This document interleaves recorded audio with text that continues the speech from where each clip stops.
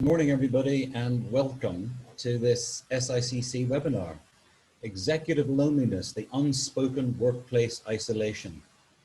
You know, we human beings have an extraordinary ability to put up barriers that should not exist, but do. You know, whether it's taboo about sexual orientation or mental illness, the stigmas are real. And if the pandemic has shown us anything, it's shown us how we should really focus on what is important. Our businesses, our cash flow, our physical health, but also our mental health.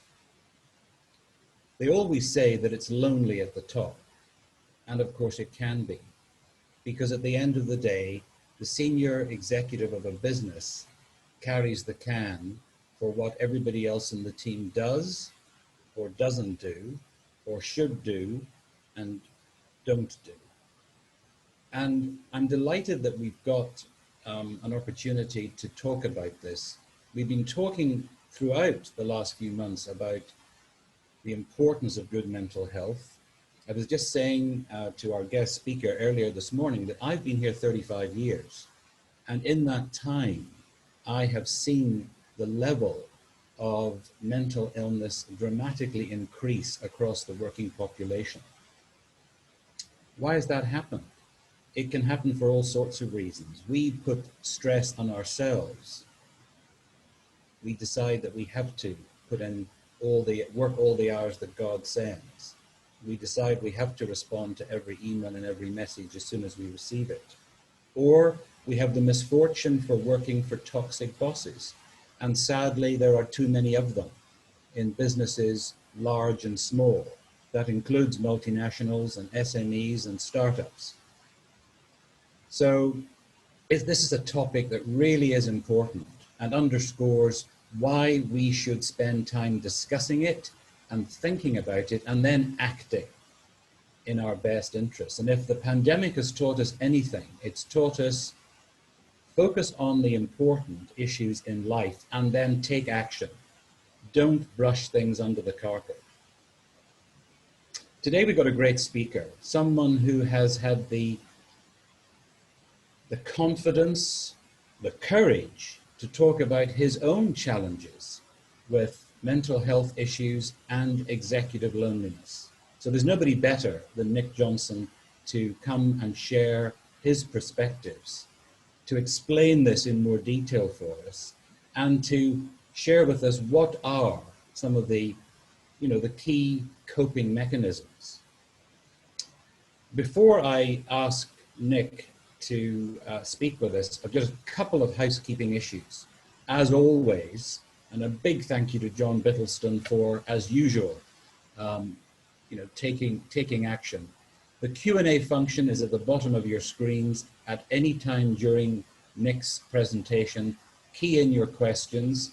I will be back after his presentation to moderate the Q&A. I also need your help on a different issue, but related to good mental health and connectivity. So my team and I are undertaking an experiment with the wonderful Nobi platform to see whether or not you like it and whether or not it really can be a proxy for that networking that we would all achieve if we were in a hotel function room right now. So can I please encourage you to register your account, take yourself through that process, and then let me and my team know whether you like it, whether you think it's too much hassle, whether you want us to continue with it or not. We've done it a couple of sessions, couple of webinars, and what has been astonishing, ladies and gentlemen, is the extraordinary silence. In other words, no sound, no picture from you. So please, we've put good money into this as an experiment. Doesn't cost you anything, but please do try it out and let us know whether you like it or not. If you like it, we'll continue with it. If you don't, we'll drop it. Thank you so much. Nick, the floor is yours. Thank you very much, Victor, and welcome everybody. So yes, my name is Nick Jonsson. and I'm going to talk to you today about the book I'm writing on executive loneliness. Indeed, as an expat myself, having lived and worked in Asia for 20 years, I've had my own challenges. Sometimes it's been a small little roller coaster journey, and sometimes I had some crashes. For many years, I kept these for myself until I had a crash that was so bad that I didn't think I would survive it. That's when I started to look into this topic, and I started to research it and ask people around me if they also had been suffering. Perhaps they had just kept it secret and silent. I even did a survey where we questioned executives in Singapore about their mental health, and I was quite shocked with the findings. I've also interviewed around 50 senior executives as a part of my book that I'm hoping to release by end of this year. I'm going to share with you the findings of this survey and also some insights into the interviews that I made. Along this journey now of writing this book in the last year, I've had more than 25 media exposures, 3 radio interviews, and there's been a big interest in the topic, something that I didn't know before I opened this topic. People are thanking me for looking into it and for speaking openly about it, a topic indeed that is so full with stigma. One groundbreaking media piece we had was in February this year, when the Business Times wrote an article called "Successful but Lonely at the Top." This is a 4-page feature in the Business Times weekend edition, where they interviewed me and also some other senior executives here in Singapore, where we were sharing our journeys and our ups and downs. And later on, the next month, we also had a full page in the Straits Times during the weekend. These media exposures have been followed up with a lot of phone calls. A lot of people are thanking me and the people who opened up and shared their stories openly inside these media articles. It seems like this was something that was waiting to happen.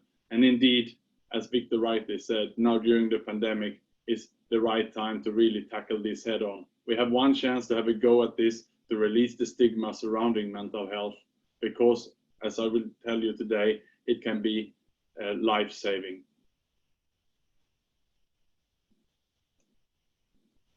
Year 2018, I had a crash myself.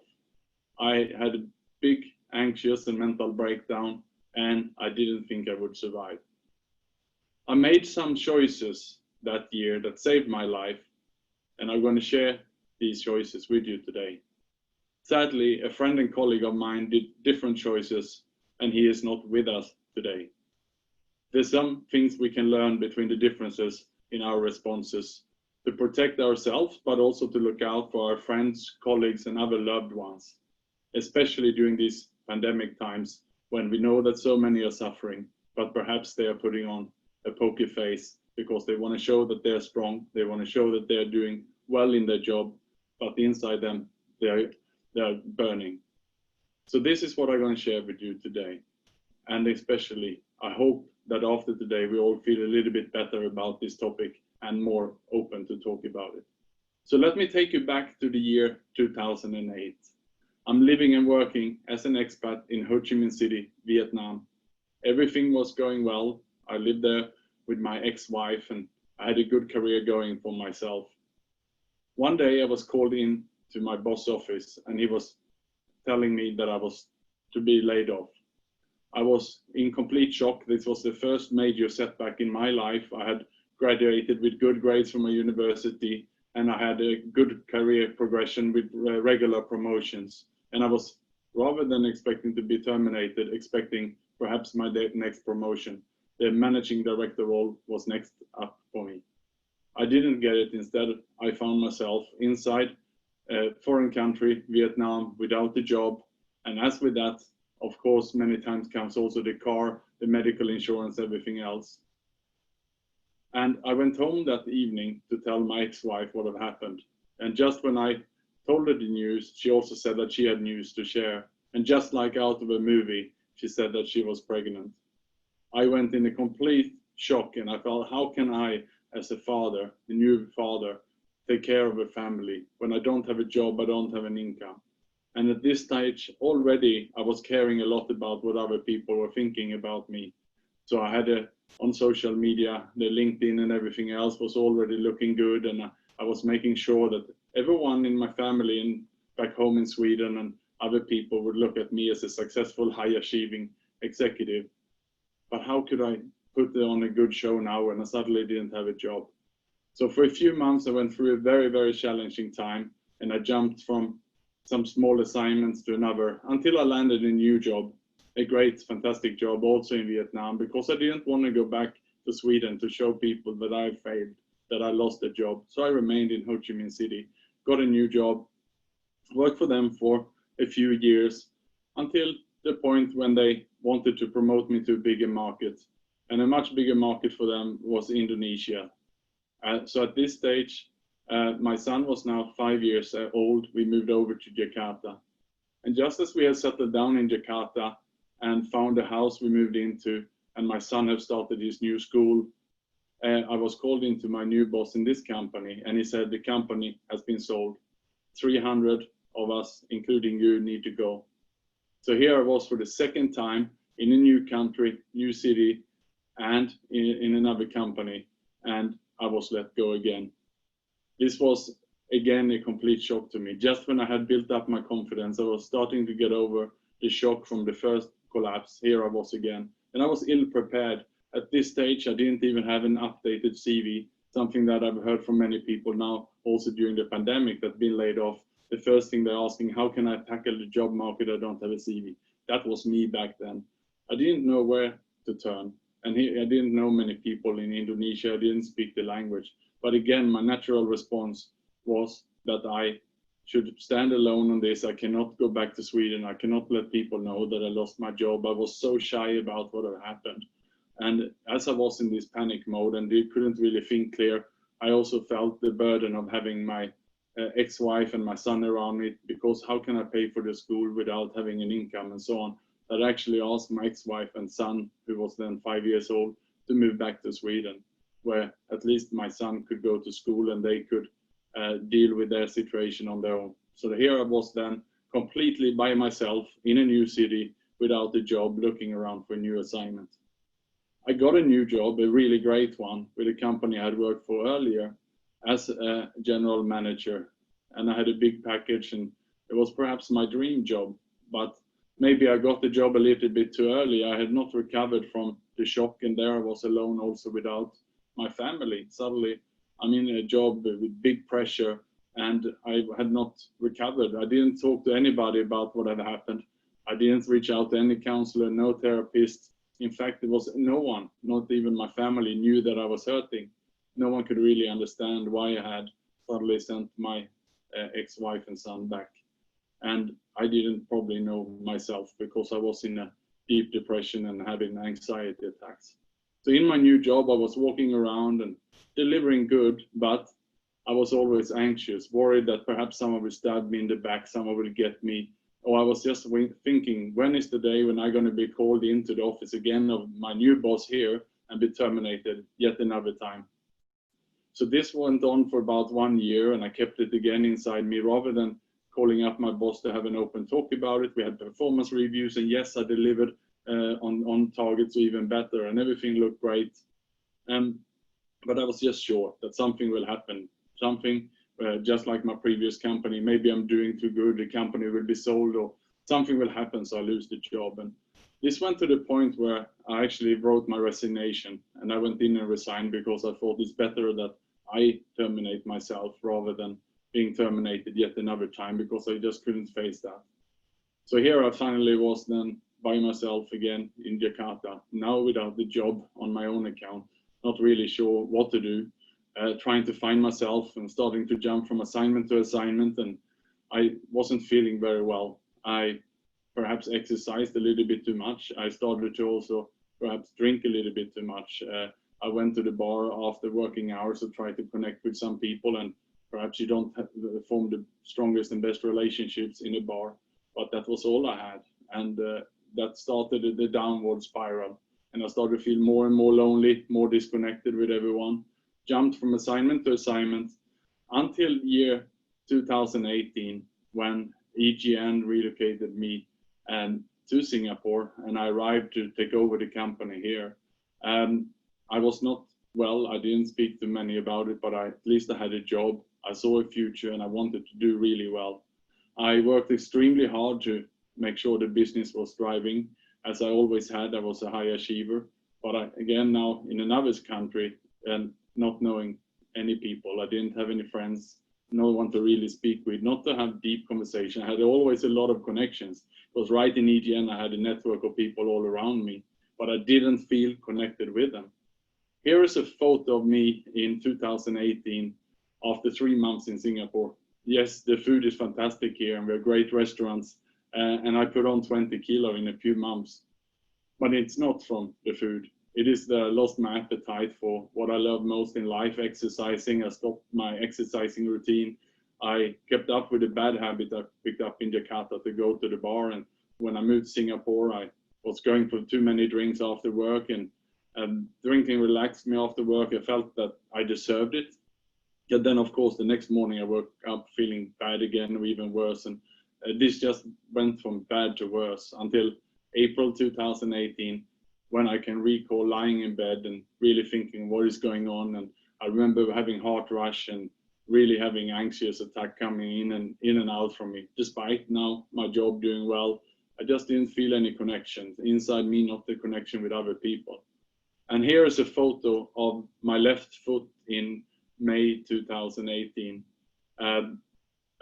I went to the doctor and asked them, what is it? They x-rayed it and everything else. They said they couldn't find anything wrong with it. It was only later on when I spoke to a psychologist and therapist who told me that this is a psychosomatic disorder. It's basically a mental illness, that the body is so bad and it can express itself in a way like this. So that was the state of my mental health at this stage. And I can remember also looking at this foot and lying there in the bed with a heart rushing. And I really was sure that I couldn't fall any lower in my life. And that's when I wrote my testament and my will. I wanted to make sure that I did the right thing. I sorted out all the paperwork, because should I pass away, then at least my son should be able to get some money. I signed up for life insurance and all the other things that I possibly could, so that I shouldn't leave more mess behind me than cause damage that I already have done to other people's life, and especially thinking about my ex-wife and my son. So that's basically the state I was in. And that's when suddenly, out of the blue, things started to turn around for me. I will later on share with you today what was the episode and what was it that made a turnaround. But just as I started my recovery and coming back to life again, something happened. My friend and colleague, Simon, committed suicide. We had no idea about that he was not feeling well. He just came back from Mount Everest Base Camp, where he had climbed, which was one of his dreams in life. He had a girlfriend he really loved, and I saw some pictures and posts of him just before this happened on his Facebook that said he'd never been happier in his life. I spoke with his family and his brother after the episode and many of his friends, and we were all left answering what happened to Simon. We just didn't know. Even some of the people who were closest with him had no idea. So that is a terrible episode that happened because no one knew, and he didn't speak to anybody about how he was feeling. And that's when I realized that this could have been me. Despite that, when I lie there in my bed with that swollen foot and my heart rushing, I didn't feel suicidal. I haven't reached the stage then where I was thinking about killing myself. I just looked at my health, thinking that I'm not going to survive this. I'm pretty sure that it wouldn't be much further before I also started to give up on life and have suicidal thoughts. It's a very fine line there that saved my life.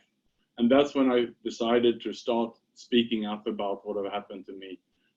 Instead of getting sad and depressed over what happened to Simon, I quickly arranged with his brother, who was very close with him. I said, I need to take action here. Will you give me the permission to speak about what happened to Simon, so that we can help other people and help to prevent this, so that we can remove the stigma around talking about suicide and mental health? And his brother said to me, Nick, scream it loud. Simon will be very proud of you. And that's what I did.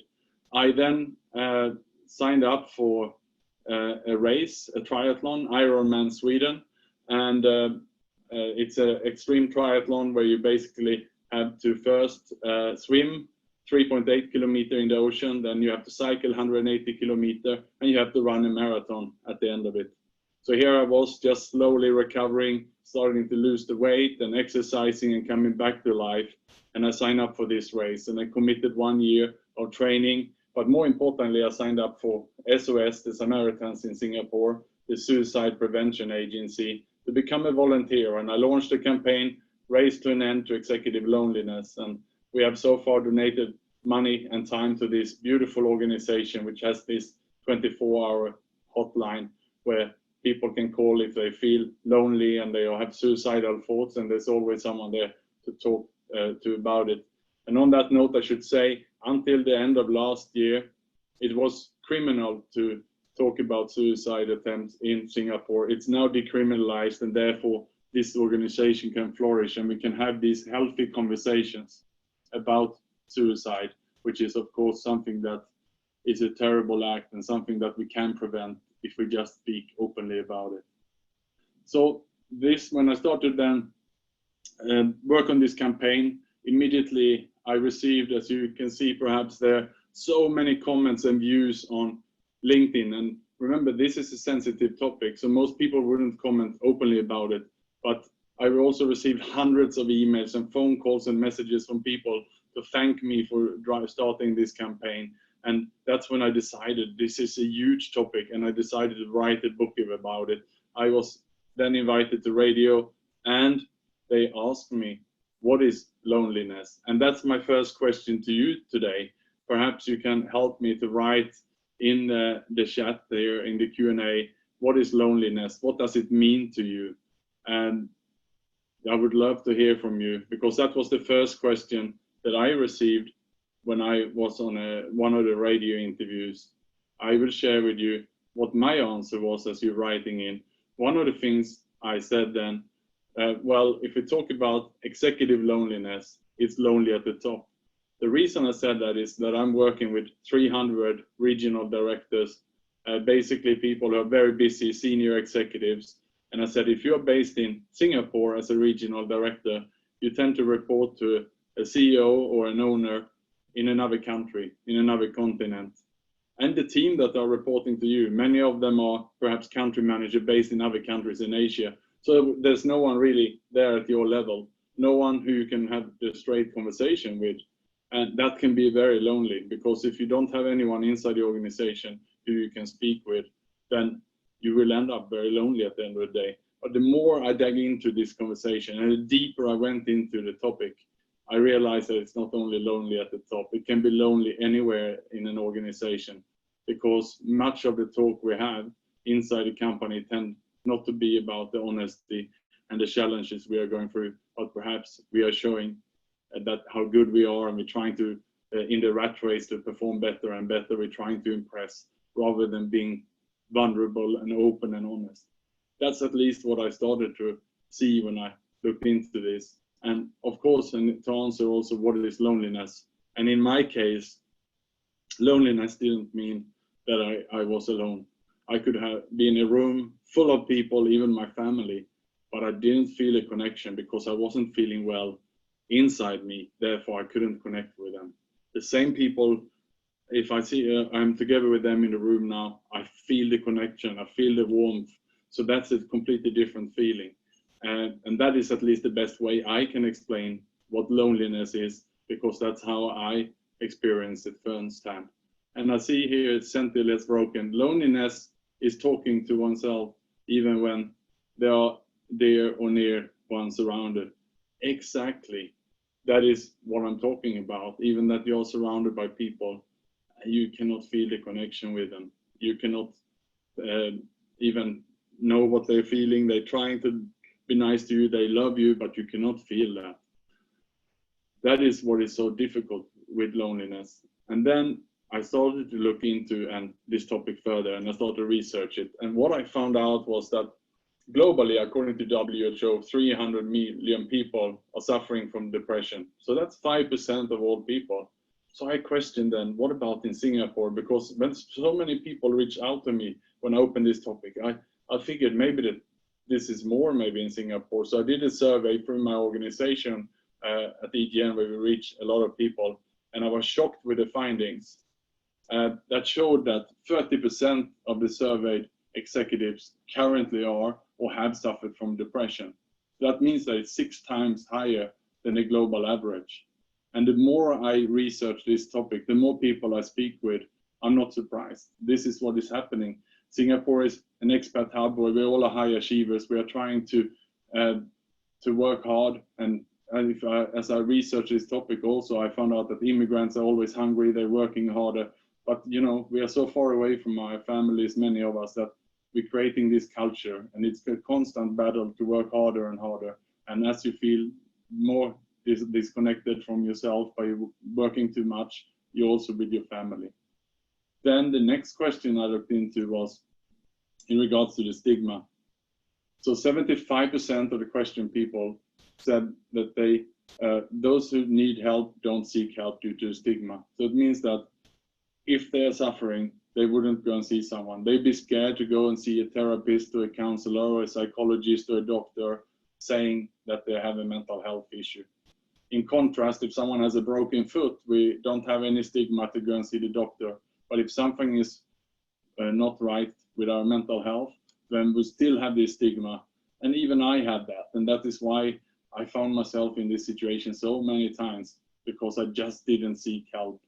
I didn't want to, because I was worried what people would think about me, people would judge me. The next challenging point here is that 82% of the Singapore-based executives find it difficult to talk about executive loneliness, depression, and so on in their company. This quite surprised me. We have so many of the big global organizations who have the support structure in place. You have your review meetings, you have your mentoring, your coaching internally in the company. But when you really ask them, will they talk about what is happening? No, they won't. They won't open up about it. 82% won't do that. And when I ask them some more questions about it, it's because they are worried that people will find out about this and they think it's going to hinder their career progression in the company. So they rather keep this secret and silent. So where do they then go? Who do they talk to about this? If you ask them also, some may talk to the family, someone may have a friend, but many of them don't even have this. Because again, just like me, as I moved from city to city and country, we perhaps didn't form those close bonds. So just like myself, I kept it inside me. So that is a bit of the research that I looked into.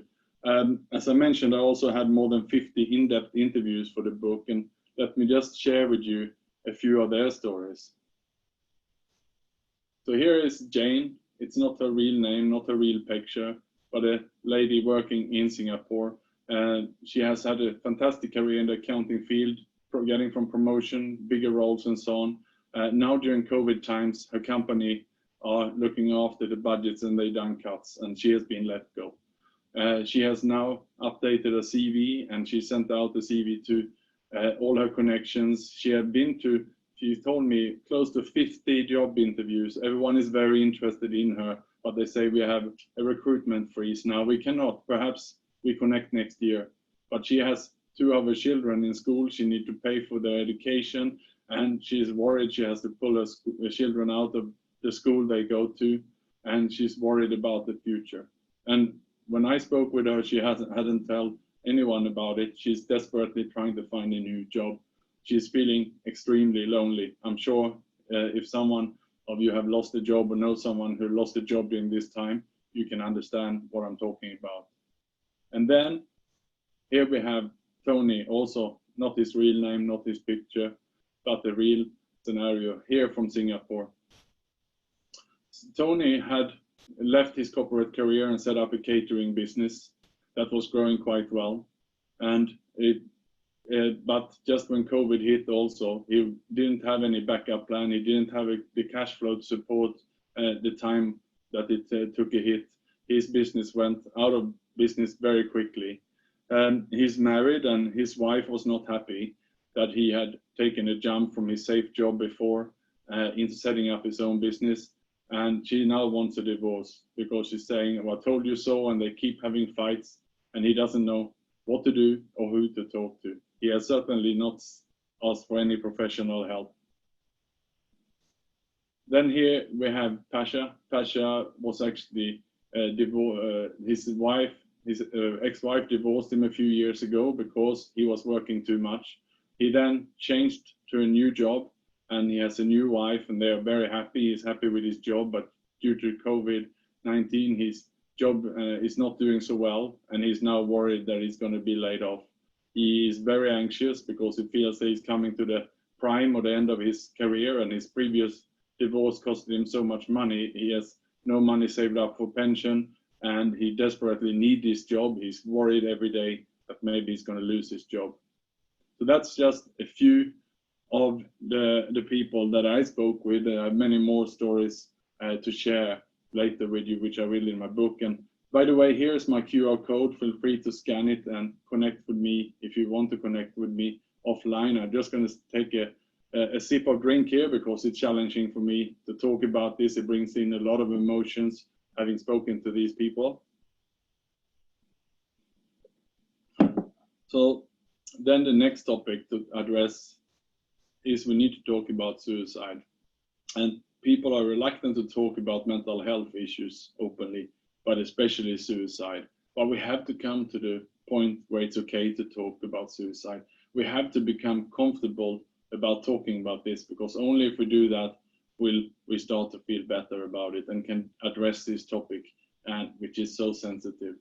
One question which I'm not going to ask you to answer today, but I've done this a few times and asked a poll, and if I given this keynote live, I typically ask the people in the audience to raise their hand if they know someone who committed suicide.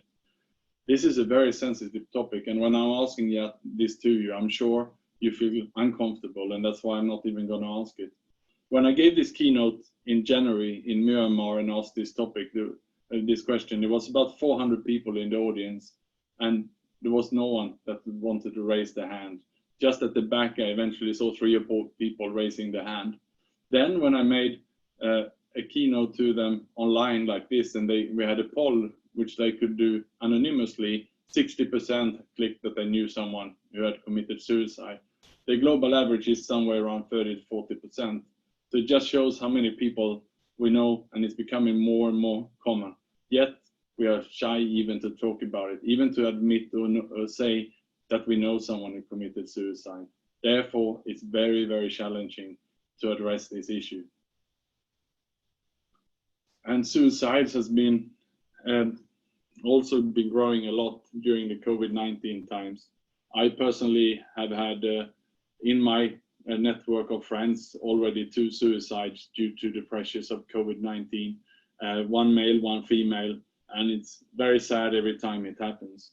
Of course, with COVID-19, we have been separated from families and we have been isolated, and we can see that the effects of this is only starting now. We're 6 months into this. Many people can be strong, cope for a few months, but I think as the months go ahead, we really, really need to be mindful about the people we have around us. Otherwise, it's going to be more suicides, and that is at least what the experts think. And I'm talking also to Over the Rainbow, which is a beautiful charity organization here in Singapore by a gentleman whose son committed suicide, and he's doing everything he can to also remove the stigma around mental health and suicide. And if you ask Yen Lu, he says that we are starting to see an epidemic with people suffering in isolation. It's really a lurking mental health crisis around the corner, and if we don't address it, it's going to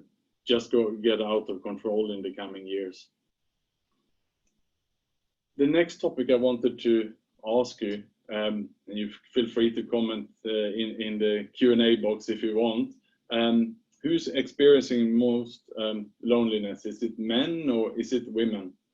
I also started to look into this topic, and what I read so far and what I found out in my research is that it seems like when it comes to feeling lonely, it seems like the men are feeling more lonely, but the women are more depressed. But when it comes to the suicides, women have more suicide attempts, but men are committing more suicides. That's my small conclusions. So if we are looking at them, it seems like the loneliness men are isolating themselves more. Women tend to have a few good friends that they also speak with openly. Men seems to perhaps show a little bit more of success rather than being vulnerable, which women are perhaps better about. I hear sometimes when my new wife or friends of wives are on the phone to each other, they can talk on for half an hour, 45 minutes about everything. We men seem to not have those kind of relationships. And when it comes into depression, even though the statistics are saying that there's more women that are suffering from it, my take on this is perhaps that the women would be more likely to go and see a doctor and get it diagnosed, while the men would typically lock themselves in and suffer in isolation. And also, as I said, if a woman have a few friends close to them, maybe one of them bring them or even recommend them to go to a doctor, and therefore they get support and help. When it comes to the suicides, yes, there's more suicide attempts documented by women while the men are succeeding. And it seems like it is because the men are more committed into the completion. And it seems like they're using heavier tactics such as guns and so on. While the women, it seems to be more a cry for help, asking for attention, rather than actually committing it, which is the case of many men. Then, before we start to look into how to overcome this, I just wanted to address one issue as well. It's about digital transformation. I was invited last year by the Digital Transformation Forum to talk about if digital transformation is increasing executive isolation. And this was before COVID, and then we sort of were forced to use digital tools to communicate. And I would say it's two sides to this story, of course. But the fact is that we feel better when we are connected with other people, when we have them by our side and we can feel the warmth and so on. There's less miscommunication because we can see the body language.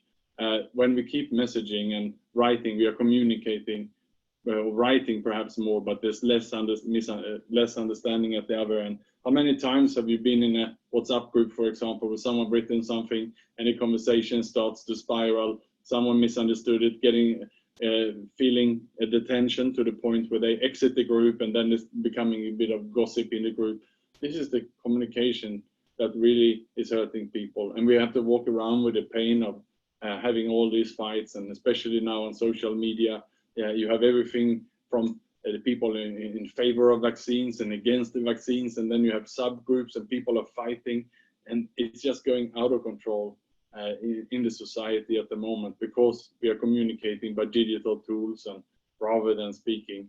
And it's also that many of the clubs and so on in societies are falling apart, where we used to have our memberships in the past. We used to go and meet people in person. Instead, now we're spending that time online, surfing and watching different kind of social media. So we're lacking that human touch.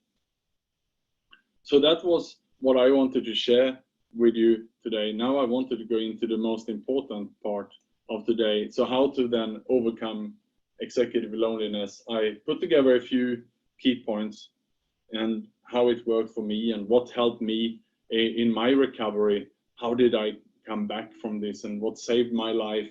And I've been reflecting so much about why couldn't we save Simon. So the first thing that helped me when I was lying there in my bed and with my swollen foot and to come back to life was I needed to really look myself in the mirror, and I had to start being honest, and I had to decide to myself to be vulnerable. I was never going to get well unless I told someone. And by luck, by this time I had a new wife. I got married in April 2018, and that probably saved my life. I had nothing more to lose, and I started to be honest with my new wife. I told her what was going on. I explained clearly how I felt. I stopped hiding it. I stopped trying to show how good I was, and I just explained everything that happened. And as I started down this open and honest approach, I started to feel such a relief from my whole body and the shoulders that I just could start to breathe again. I started to wake up more positive in the morning, even though the foot was still swollen and I still was sick. It was just like a switch in my head. And by talking to her, we decided together that I was going to get more help. I started to ask for help. I went to see doctors, therapists, and psychologists, everything. I started to read educational books again, expert advice. I had to address it from every single angle. I got a fitness coach who gave me a training plan, and it started very softly by just a 5-kilometer walk per day. I tracked it with the devices we now have. We have where we can even track how much we sleep, and I bought the scale and really put down some clear targets for me to get much better and feeling well. I also had to address the issue of alcohol, because for a few months there, I had really been drinking too much, and it was becoming a problem for me. And since I had to be honest and open up, I asked, where can I get help for this? And there's a beautiful organization, a volunteer organization called AA, Alcoholics Anonymous, where I went, and there was other people who also had misfortunes and had been drinking too much. I learned a lot from this organization, to be around like-minded who also have had issues with alcohol. I am so pleased to say that since I went into my meeting there on May 5, 2018, I've not had any alcohol. That's done wonders for me. I sleep much better because of this. And the next thing I addressed was relationships. When it comes to the personal network, I started to cycle, join some running clubs and so on, to really form some strong personal relationships in Singapore with some good friends, both Singaporeans and expats. The next thing was for me to have the professional network, and I had it, of course, right in front of me with EGN. But organization like this with SICC is beautiful, and there you have your chance to form professional network to talk about your work-related challenges. And what I've found is that if I'm the one to open up to someone over lunch or coffee, to be honest, the other person will appreciate it, and they will also decide to open up and be honest with you. The fact is that we tend to just be so close and talk about the successes rather than the challenges. And why do we talk about successes? We already know that. It's useless to talk about it. If we instead always decide in every conversation we have with someone, say something that you need help with, and the person will be so happy to help you. So have that professional network to help you is a beautiful thing, and that really helped me. The next thing I had to do, and this was thanks to the AA program, which I went through, where I learned how to apologize and make amends. It's one of the 12 steps in the AA program, where you actually reach out to all the people you have harmed in your past life. You go back even from your childhood. The first thing, you just write a long list of all these people, and you have to apologize to them. And to try to make things right. And I did my best to apologize to families, to my family sisters, and also to my ex-wife, and keep doing to my son. And then doing this at living amends every day, take some stock and check at the end of the day, did I do the right thing today? Did I harm someone? If you did something, if you snapped at someone, you sent an angry email, do apologize before you go to bed each day, so you can then sleep well. You wake up the next day and you will see how positive you are. That is something that I will learn, that I will bring with me for the rest of my life, to always say sorry if I hurt someone on an ongoing basis. The next thing I was looking at was finding my purpose. Perhaps my purpose was what I did here when I started the campaign, and that's why I'm speaking with you today, and why I'm writing a book on this topic. I'm really passionate about sharing this message, because if we can save one life by doing this, then it's already been worth my time. I do this full of passion, and I do it just to be able to be of service. And that is also what is so important. I learned through the AA program also that you need to be of service, and that is something that I'm doing with the Samaritans, with a suicide agency, where we keep being a volunteer and keep helping to spread a message about suicide hotline. And then just one more thing, and this was identified by my therapist, was to have a plan B, especially perhaps today if you feel that you have a job that you're not so sure about, and it's hard to predict where the future is. And I didn't really have a plan B. I was on an EP, which means that if I lose my job in Singapore, I had to leave rather quickly. I changed that to a PEP, which means I can stay a bit longer, I have 6 months if I lose a job. That made me feel a bit better. I also now studied to become an ICF certified coach. So I have a plan B career. I'm starting to build all these plan B careers now in my own pace, so that I have something to stand on should something happen to me. So I don't find myself in those situations again, where it was in Vietnam, Jakarta, also, where it was like someone ripped the carpet under me, and I was so exposed and I didn't have anything. Then the final thing, as I touched on, is being of service and giving it all back and helping other people. Get outside of my own head really helped me to overcome, because if the more time I spent inside my head when I was not feeling good, the worse things went. So those were my tips. I'm just going to show 2 more pictures with you before I end today and we start the Q&A. So here is a picture of me at the finish line in Ironman Sweden. It was August last year, 2019. So just over a year after my breakdown, my collapse, I managed to go over this amazing finish line in a full distance Ironman event. So it just shows that by speaking up, getting some help and setting some goals, we as humans are amazing how we can progress, how quickly we can recover by getting the right support around us. And why don't we do this more often? Why do we have to be so close as human beings rather than being vulnerable? And the last picture is of my son. He is 11 years old. He's in Sweden now. He was supposed to come here in April this year. Of course, due to COVID, he couldn't come. He was very sad. I was sad. We said, well, we meet each other in August anyway. I will come back to Sweden then. I haven't gone yet to that trip. I keep delaying it and postponing it due to, of course, the travel restrictions and so on. So from time to time, I really have fallen back into my bad old habits and feeling resentful towards government for making restrictions and so on, and feeling frustrated with having to spend 2 weeks quarantine if I'm traveling. All these things are piling up and the anger is building inside me, and I just feel completely helpless. And then when I was working on my book now, I came over the chapter where it says ask for help, and I reminded myself, Nick, ask for help. And that's what I did, because in one of the pages in the book is where I'm listing all the people who helped me during my recovery journey. And one of them was a family therapist who helped me before when I was going to make my amends to my son. So how do you say sorry to a child and so on?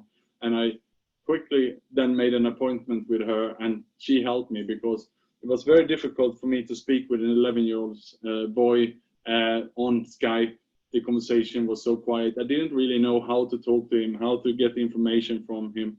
And she really helped me to set the foundation for having good conversations with him online. One thing she asked me was to interview my son, what he really loves, what's the best gift he ever received in his life, and so on. And I quickly identified that he loves his computer and he loves to play online gaming. So what I did then was I bought his favorite online game, and we now spend a few hours every weekend where we're playing the online game together. I also sent him a webcam and a headset so we can see each other and we can play together. It's amazing how this works, because I'm now in his world, and during the week he's building things inside the world, and when we are together, he's walking me through the world, showing me what he has done during the week, what his friends are done, and so on. And I'm really coming to know him as a person, because we are playing on his terms, which is rather than me calling him and asking, how was your week? What are you doing? How's the weather? All those questions, which leads to nothing. But inside the game, whenever we are 1 hour inside playing, suddenly he starts telling me all kind of things about himself, which I never would have found out otherwise. So again, it is possible to get help. It's possible to feel well. There's so many people out there, experts or friends, that can help us, but it's only possible if we do ask for help. So that was everything I wanted to share with you today, and I hope you learned something, because if you are suffering, or if there's someone suffering close to you or around you, just supporting them and speaking up is the first step. Thank you. Nick, thank you so much. If this was a live event, you'd have a standing ovation at this point, because what shone through your presentation to us this morning is not only your authenticity, but you've underscored so many of the issues that everybody faces and often doesn't talk about or don't talk about. And you've also underscored that all of us need each other. We need each other as friends, we need each other as family members, we need each other as business people. And these topics, you know, we couldn't have had a better speaker on World Suicide Prevention Day, which is what the 10th of September is. So thank you very much for being here. I really like the authenticity and admire your courage for being so open in a city that often focuses on the peripherals and the ephemeral issues of materialism without realizing what goes to achieve all that. And as you've discovered in your life and your friend who sadly committed suicide, there is a very high price when we don't listen to our brains and our bodies when we aren't feeling right or we're not feeling well. So thank you so much, really great.